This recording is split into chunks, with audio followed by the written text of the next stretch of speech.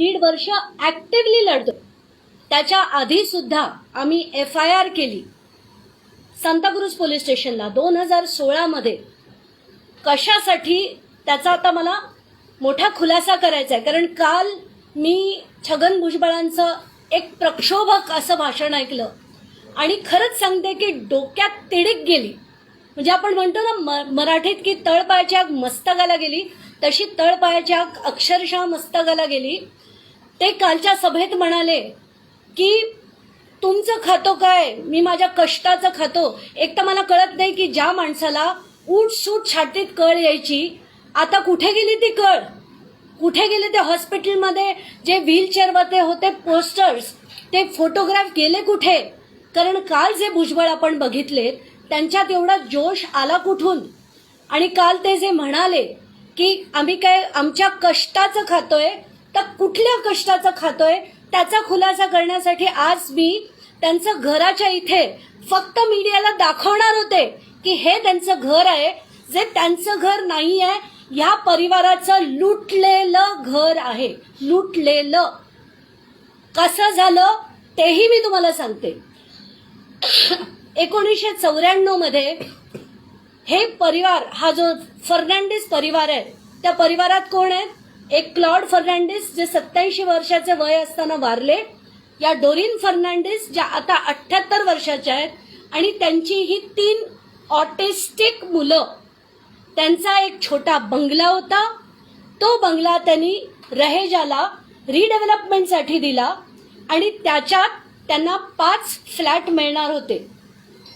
ते 5 फ्लॅट त्यांना कधीही मिळाले नाहीत आणि रहेजानी तो जो प्लॉट होता तो भुजबळांना, म्हणजे समीर भुजबळच्या परवेश कन्स्ट्रक्शन्सला विकला.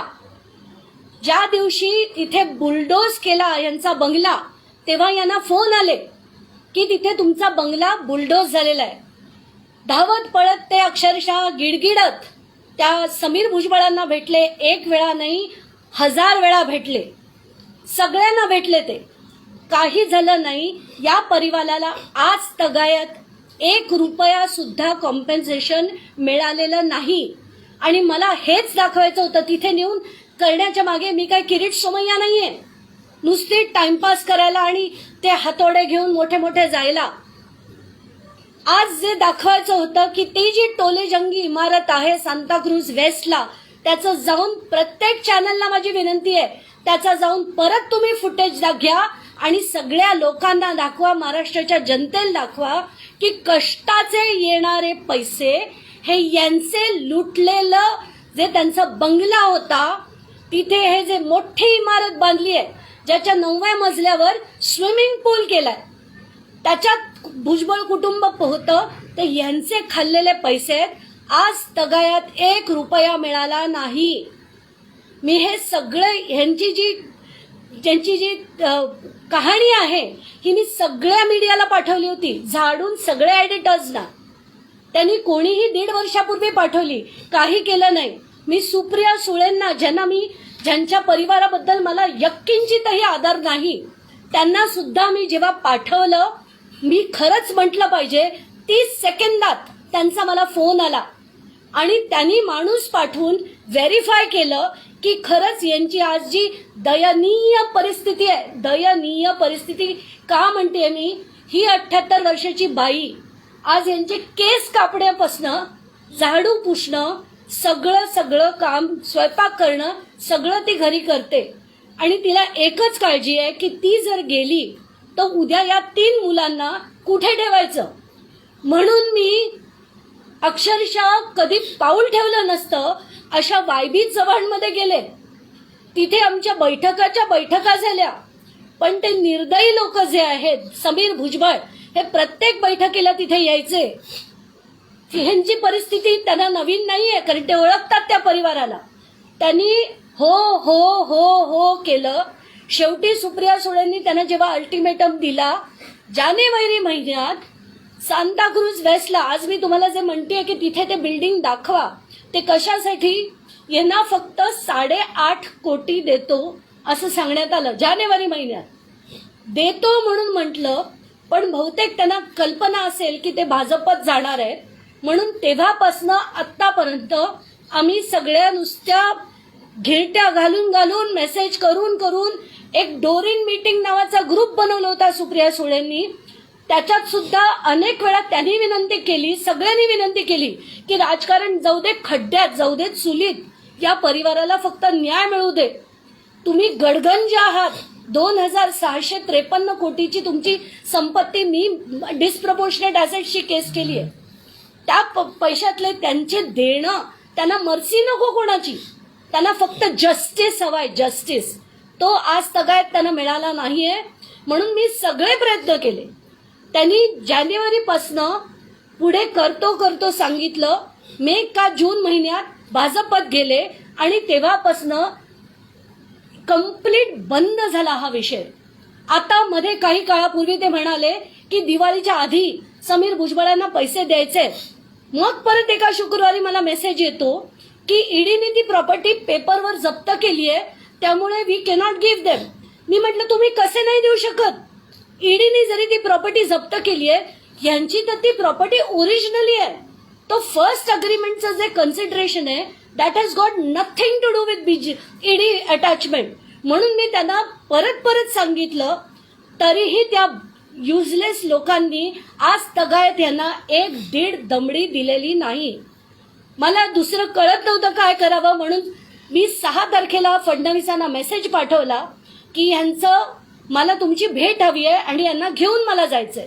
म्हणून 7 तारखेला यांना घेऊन मी त्यांच्या घरी पोचले. त्यांचा जो दुसरा बंगला आहे मेघदूत बंगल्यावर पोचलो. त्यांची भेट घडवली, त्यांना दाखवलं की यांची दयनीय परिस्थिती आहे. या बाईला वाटतंय की जर माझं काही बरं वाईट झालं तर या मुलांचं काय होणार, त्यांना कुठे ठेवणार आणि कोण काळजी घेणार. बहुतेक भुजबळांच्या कुटुंबाला वाटत असेल, ते वाट बघत असतील की ही गेली की ही 3 मुलं तर कधी लढू शकणार नाहीयेत. त्याचीच वाट बहुतेक ते बघत असावे.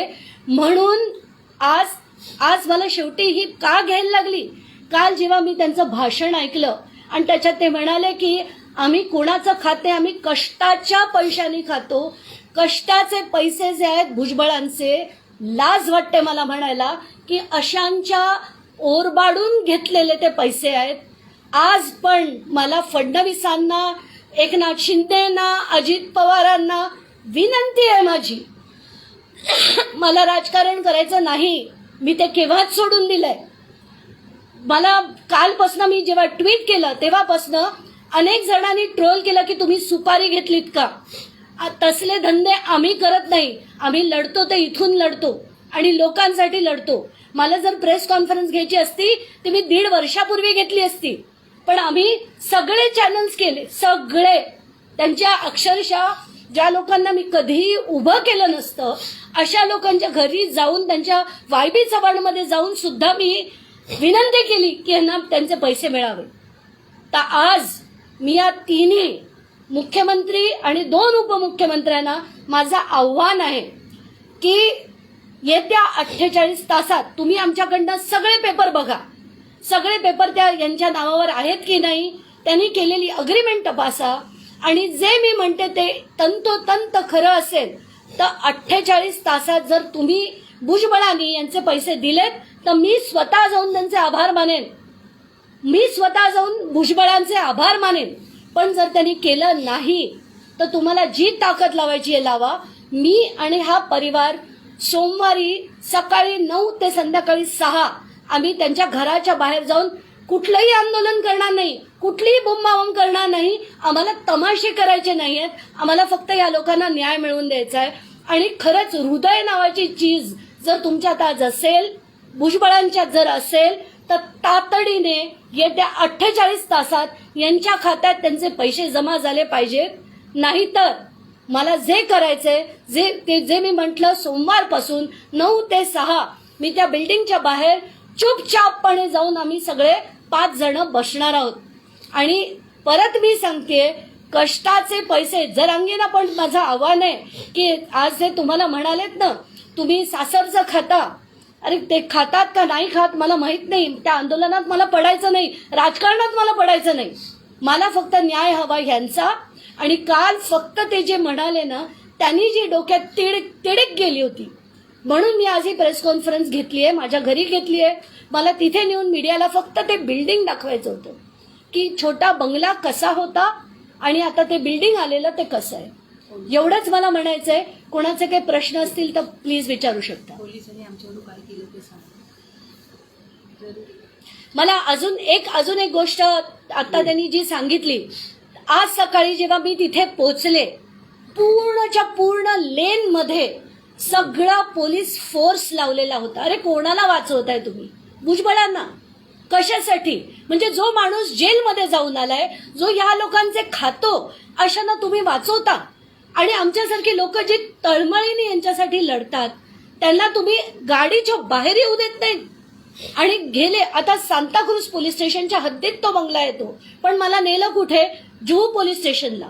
आणि तिथे जाऊन सुद्धा एवढे तमाशे झाले की म्हणजे पोलीसनी मला आत एक तर म्हणाले तुम्ही वर या, नाही तर तुम्हाला खेचून घेऊन जाण्यात येईल. माझी सहकारी माझ्याबरोबर होती, तिच्या हाताला ओढून तिला पोलिसांनी नेलं. काय करतायत गृहमंत्री? हेच गृहमंत्री पूर्वीच्या काळी त्याच भुजबळांविरुद्ध लढत होते. त्यांनी PIL फाईल केली होती किरीट सोमय्यांनी आणि भाजपनी. त्यांनाच आज घेऊन तुम्ही त्यांना फूस देताय. कशासाठी? आणि तुमचंच गृह मंत्रालय आज वापरून माझ्यासारखे लोक जे लढतात यांच्यासाठी त्यांना तुम्ही त्रास देताय. बास करा आता, हे बास करा.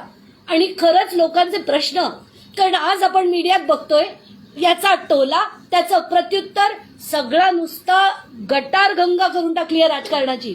बास करा. कुठल्याही राजकारणाशी नाही, कुठल्याही आंदोलनांशी नाही.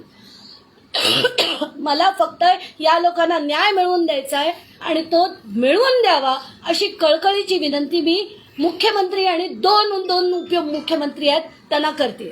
धन्यवाद.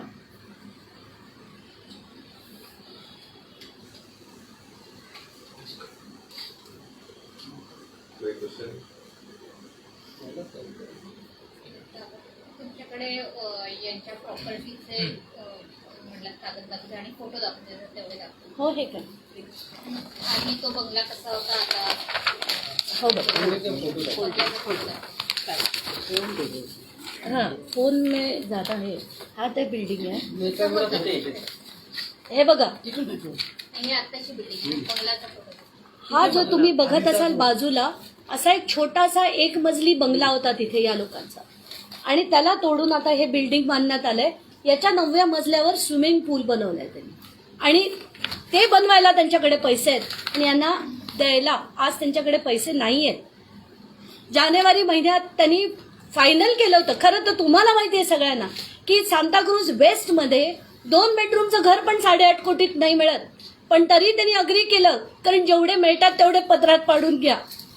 आणि एवढं करून सुद्धा इतकी त्यांची दयनीय परिस्थिती आहे. तिचं कॅटरॅक्टचं ऑपरेशन आहे आता 30 नोव्हेंबरला. हे करणार काय आणि खाणार काय? कोणीच काही करू शकत नाही. हे जे नोकरी करायचे, हा नोकरी करायचा, याला 1000 यावी. म्हणजे काय पाप आहे त्यांचं. आज त्यांनी भरोसा केला आणि अग्रीमेंट करून कोणाला दिला? आलतू फालतू बिल्डरला नाही दिलं, रहेजाला दिलं. आता रहेजाने जर डायरेक्टली भुजबळांना हे दिवून टाकलं तर कसं करणार लोक आणि कशी लढणार आहे पोलीस यंत्रणा? आज पूर्ण पोलिसांचा जो तमाशा झाला, माझं जर कोणी ऐकत नाही यांचं काय ऐकणार? कसं लढणार आहे ते? मला सगळे म्हणतात तुम्ही आता FIR, तो FIR दाखव. FIR आम्ही केला 2016 मध्ये. आज तक त्याच्यावर पुढे काही झालं नाही, काही झालं नाही. ही FIR ची कॉपी आहे. 2016 मध्ये झालेला FIR आहे आणि आज तगायत त्याच्यावर पुढे काहीही भुजबळांना झालं नाही. मी आज पोलीस स्टेशनमध्ये मला म्हणाले तुम्ही कंप्लेंट द्या ना. अरे मी कंप्लेंट काय, FIR झालेला आहे, समीर भुजबळचं नाव आहे त्याच्यात. असं असताना तुम्ही कारवाई करत नाही. आणि अशांना थारा देऊन परत फडणवीसांसारखे जे त्यांच्या विरुद्ध लढलेले होते ते त्यांना पुन्हा आज मंत्रीपद वाटतायत का, की यांच्यासारख्या अजून 1000 लोकांना लुटायला? वाईट वाटतंय मला, दुःख होतंय, दुःख होतंय या सगळ्याचं. चला, प्रेसला माझे धन्यवाद.